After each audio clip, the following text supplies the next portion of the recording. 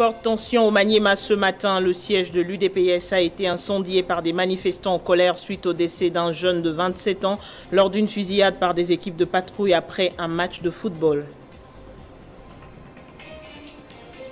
Et puis ce SOS lancé par l'évêque du diocèse d'Issangui sur la situation de la population victime des inondations dues au débordement des eaux du fleuve Congo. On parle des milliers de ménages sans abri et qui manquent quasiment de tout.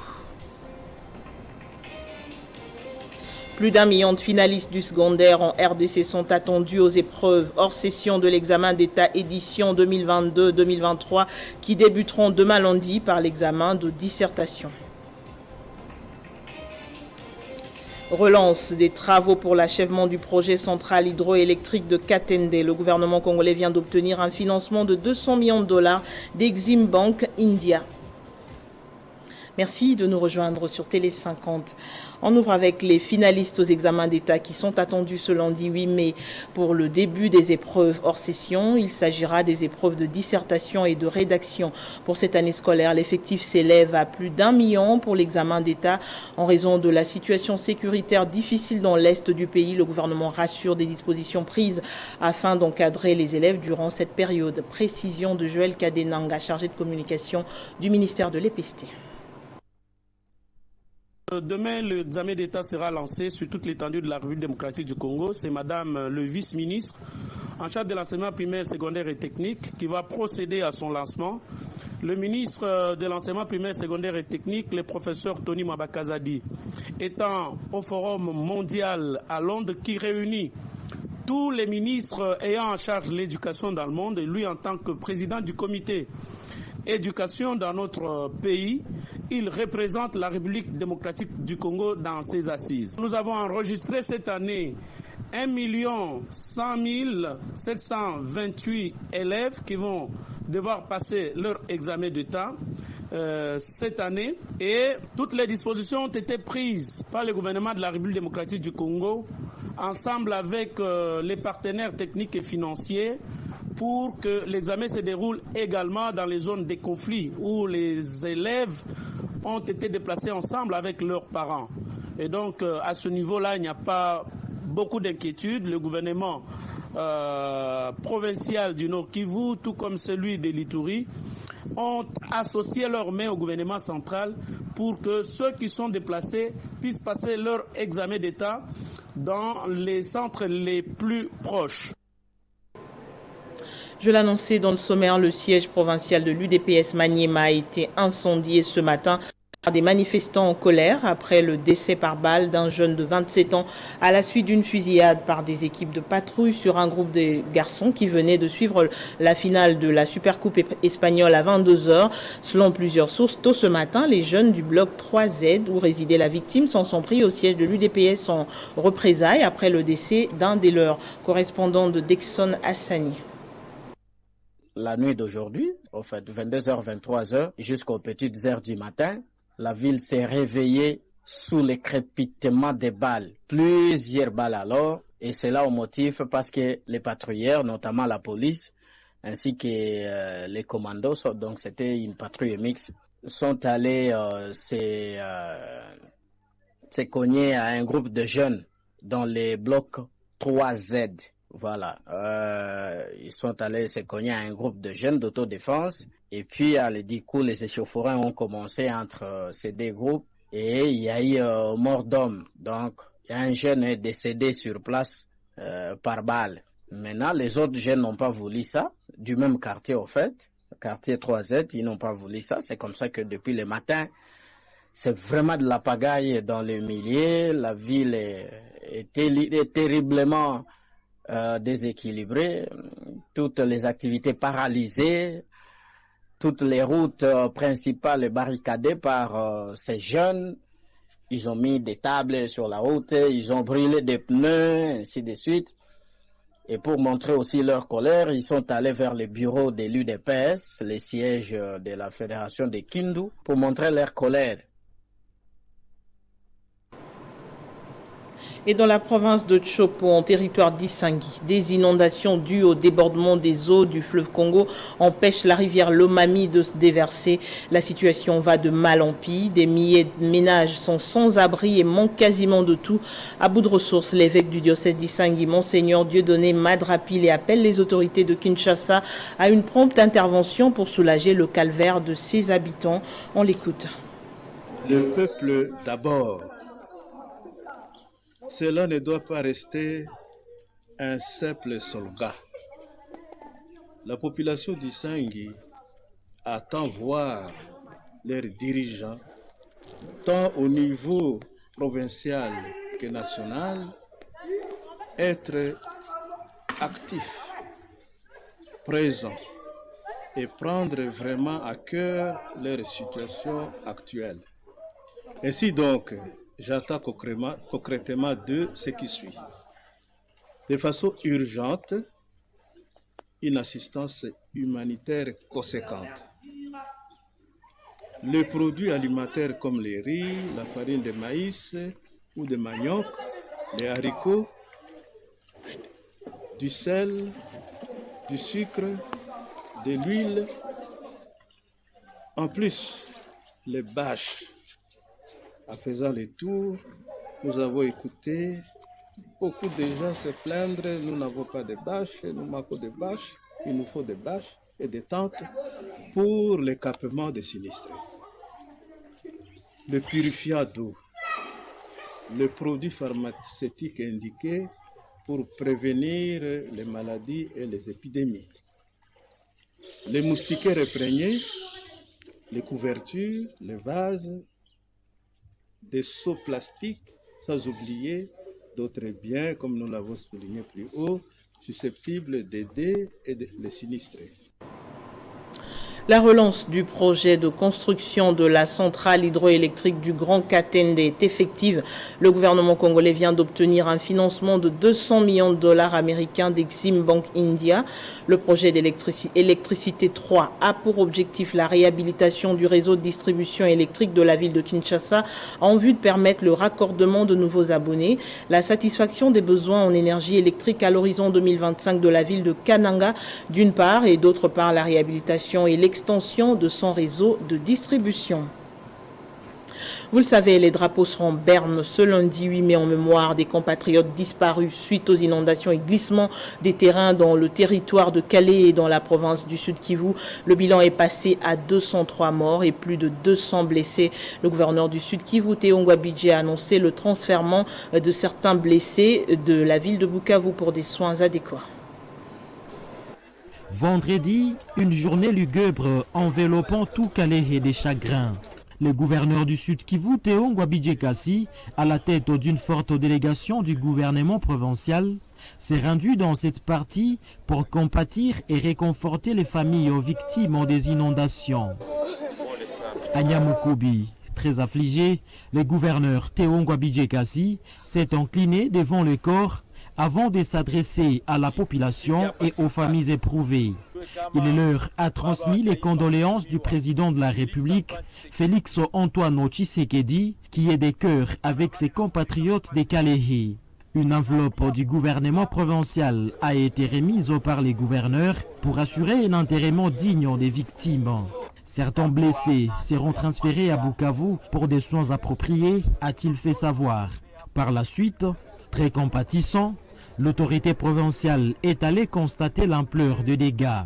Il s'est rendu à l'hôpital général d'Ioussi à Calais, où les blessés sont également pris en charge. Mais le gouvernement provincial a pris les dispositions d'abord en termes de frais funéraires. Toutes les personnes décédées vont être enterrées. On a prévu un petit montant qui va permettre donc ces funérailles. Nous allons donc affiner ces rapports, transmettre aux autorités nationales pour une grande assistance. Il y aura des mesures qui vont être prises. La délocalisation, la population a demandé, on ne peut pas continuer à les exposer. Signalons que c'est la énième fois que le territoire de Calais est frappé par ces catastrophes naturelles.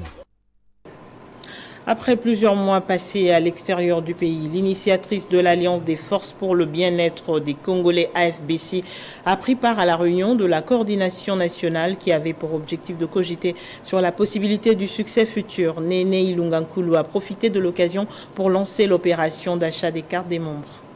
Après plus de 10 mois à l'extérieur du pays, l'initiatrice de l'Alliance des forces pour le bien-être des Congolais, AFBC en sigle, Néné Ilunga Nkulu, a participé à la réunion de la coordination nationale, au cours de laquelle elle a profité pour lancer l'achat des cartes des membres et la caisse des résistances, permettant de prendre en charge différentes actions du parti. À la même occasion, quelques membres ont adhéré au parti pour soutenir le combat de Néné Nkulu pour le bien-être des Congolais.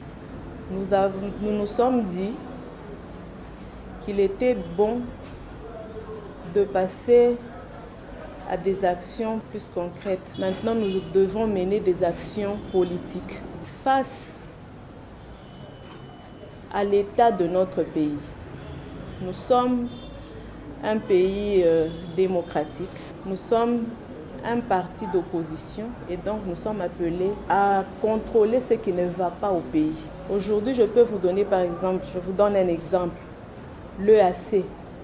Pourquoi notre pays a adhéré à l'EAC? On n'en a pas besoin. Aujourd'hui, nous voyons la défaillance de l'EAC sur terrain à l'est de notre République. L'état de siège pendant 2 ans. Notons que l'AFBC est un parti de l'opposition de la famille politique de l'ancien président de la République, Joseph Kabila Kabange, qui est dirigé par l'apôtre Christian Numbi. L'AFBC est implanté dans toute la République démocratique du Congo. Le conflit opposant la communauté Lengola et celle de Mbole était au centre de l'audience que le ministre provincial de l'Intérieur et Sécurité, Jean-Norbert Likulia, a accordé au président des étudiants ressortissants des territoires d'Opale et d'Ubundu. C'était mercredi en la salle de réunion du gouvernorat de la province. Reportage. Il était question dans cette audience pour les présidents des étudiants ressortissants des territoires d'Epala et d'Ubundu de remercier l'autorité provinciale pour ses efforts fournis dans la recherche des solutions au conflit opposant la communauté Mbole à celle de l'Angola. Ces étudiants sont unanimes quant à la restauration de l'autorité de l'État. Ils ne jurent que pour la paix et encouragent la gouverneure de la province de la Chopo, Madeleine Nikomba Sabangu, de poursuivre sur cette lancée. Et nous voulons lancer seulement un appel de paix, un message de paix à la communauté Mbole.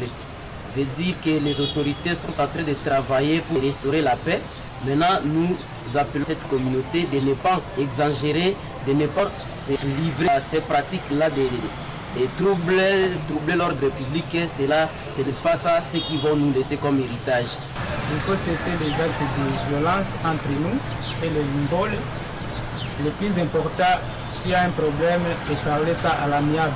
Une table ronde sera organisée dans les tout prochains jours à l'initiative de la gouverneure de province pour que la paix durable s'installe entre ces deux communautés, a précisé le ministre provincial de l'Intérieur agissant au nom de l'autorité provinciale. Jean-Norbert Lokula n'a pas manqué de remercier ses hôtes pour leur volonté, celle de rechercher l'unité. Le gouverneur du Sankuru, président du parti Action des démocrates, Stéphane Mukumadi est à Lodja. Il a apporté un message d'unité et de développement pour sa province. En sa qualité de notable, il a été accueilli avec enthousiasme par les cadres de son parti et plusieurs personnalités de la province. C'est à 18h30 local de ce samedi 6 mai que l'ancien gouverneur du Sankuru et président fondateur du parti politique Action des démocrates, membre de l'Union sacrée, Joseph Mukumadi, est arrivé à Lodja. À sa descente d'avion, l'ancien gouverneur a été accueilli par le président national en charge des questions électorales, Jean-Pierre Elongué, avant de saluer les différentes personnalités venues l'accueillir, notamment les chefs des secteurs présents à Lodja ainsi que les chefs coutumiers et religieux. Une marée humaine a défié l'obscurité pour accompagner les cortèges du président fondateur d'AD de l'aéroport jusqu'à sa résidence. Vêtu aux couleurs de son parti, arborant un large sourire, c'est lui que l'on surnomme ici Oloeko est bel et bien de retour dans son fief de Lodja, chef-lieu du territoire qui porte son nom. On en vient au rappel des principaux titres. Forte tension au Maniema ce matin. Le siège de l'UDPS a été incendié par des manifestants en colère suite au décès d'un jeune de 27 ans lors d'une fusillade par des équipes de patrouille après un match de football. Ce SOS lancé par l'évêque du diocèse d'Issangui sur la situation de la population victime des inondations dues au débordement des eaux du fleuve Congo. On parle des milliers de ménages sans abri et qui manquent quasiment de tout. Plus d'1 million de finalistes du secondaire en RDC sont attendus aux épreuves hors session de l'examen d'État édition 2022-2023 qui débuteront demain lundi par l'examen de dissertation.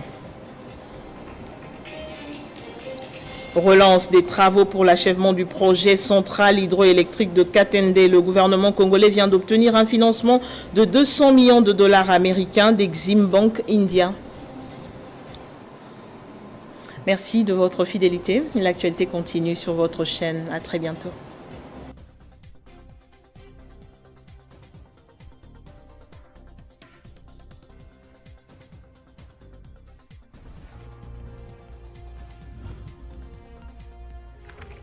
L'actualité reste en continu.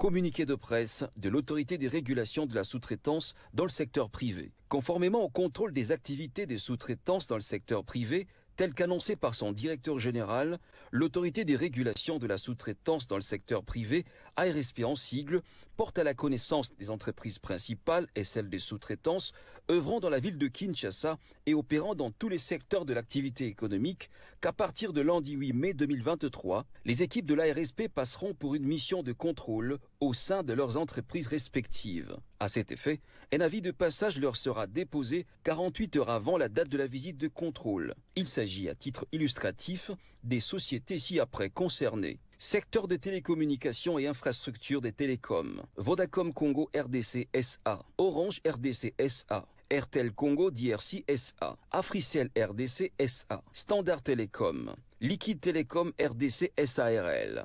Huawei Technologies RDC SARL. East Castle Infrastructure. HTDRC Infraco. Helios Towers.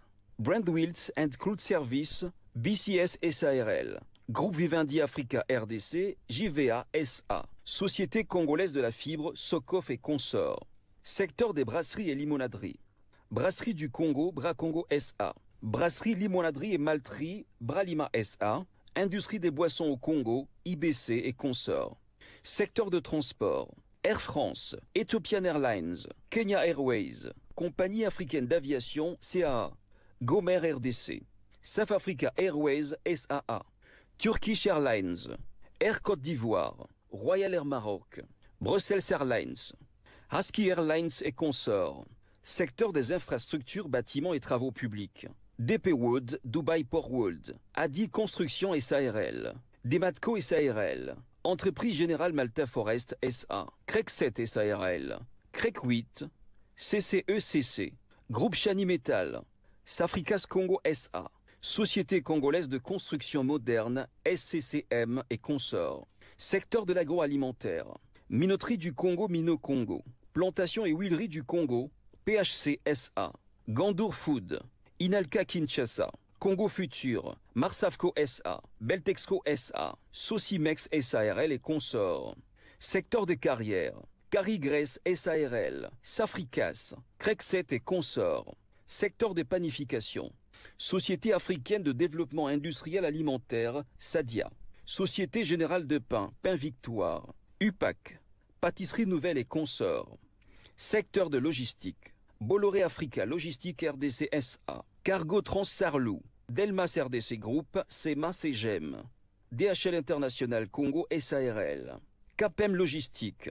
Maersk Congo SARL. Server SARL. Safmarine RDC et consorts. Secteur des cosmétiques. Angel Cosmetics.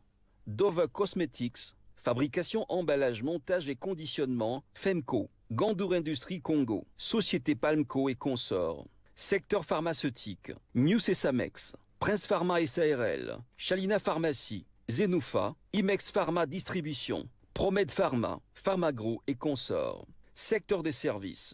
Central Motors SARL. CFAO Motors. Pigma. Dispromalt SARL, Prodimpex, Proton SARL, Sokin SARL et consorts. Fête à Kinshasa le 5 mai 2023. Honorable Miguel Katem Kachal, directeur général. ARSP, bras armé de l'État pour la création et le développement de la vraie classe moyenne congolaise.